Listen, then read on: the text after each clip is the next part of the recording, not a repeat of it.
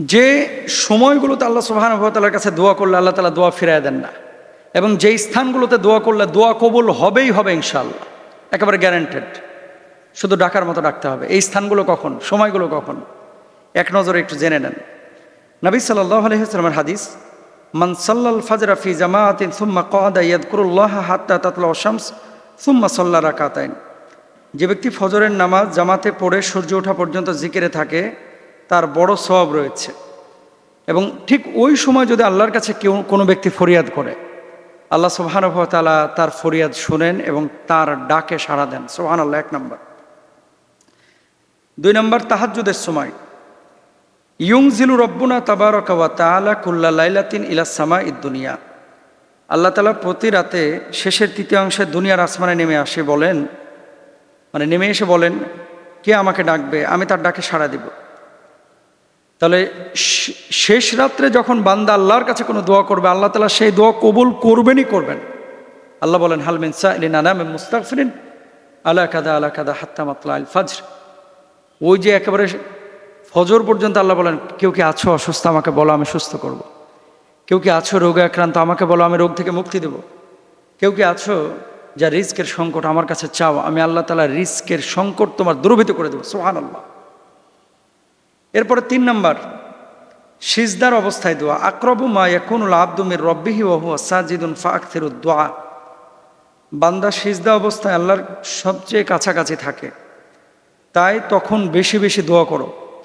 সিজদা অবস্থায় যখন আপনি নফলে সালাতে আল্লাহর কাছে বেশি বেশি চাইবেন, আল্লাহ তাআলা আপনার প্রত্যেকটা দোয়া কবুল করবেন ইনশাআল্লাহ। যেটা আমার ভাইয়েরা বোনেরা অনেকে হয়তো আপনারা বোঝেন না। আপনারা চিন্তা করেন, সিজদা অবস্থায় এত দোয়া কেন করব? সিজদা অবস্থায় শুধু সুবহানা রাব্বিয়াল আলা বলে আমরা চুপ করে বসে থাকি না।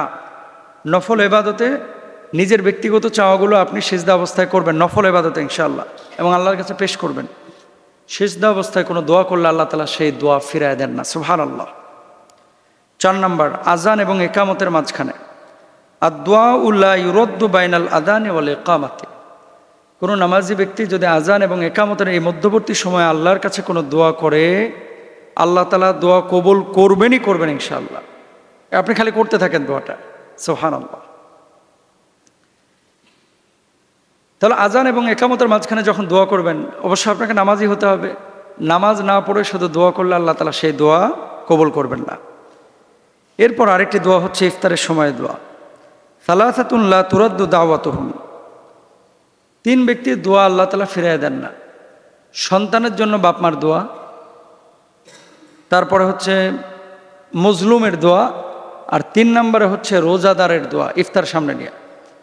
এই 3 ব্যক্তি যেই দোয়াই করবে না কেন, আল্লাহ তাআলা তার দোয়া কবুল করবেনই করবেন ইনশাআল্লাহ। তাহলে এই মানুষগুলোকে বেশি বেশি খাওয়ান, এই মানুষগুলোকে আপনারা বেশি বেশি সম্মান করেন, ইজ্জত করেন ইনশাআল্লাহ।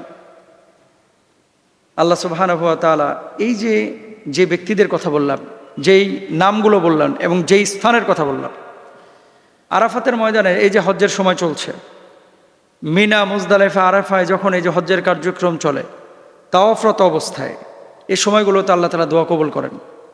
যখন তাওয়াফ করছে, রব্বানা আতিনা ফিদ দুনিয়া হাসানা বলবে, আল্লাহ তাআলা সাথে সাথে দোয়া কবুল করবেন।